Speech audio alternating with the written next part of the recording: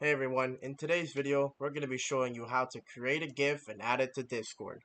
So, to get started, you want to go to Giphy.com, and then after you've created an account in the website, you want to hit create.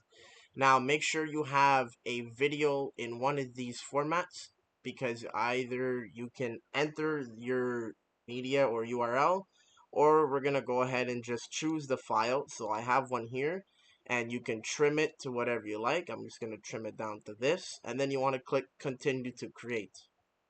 Once your GIF is uploaded to this page here, you can then do a couple of things on the side. And after you've messed with all these settings, you can click continue to upload.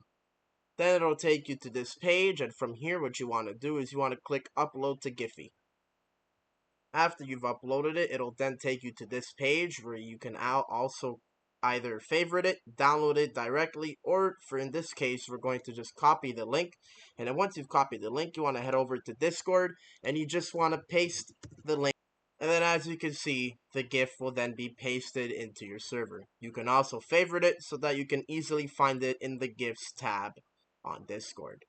Please make sure to like and subscribe if this video helped you out, and stay tuned for more videos like these. Bye bye.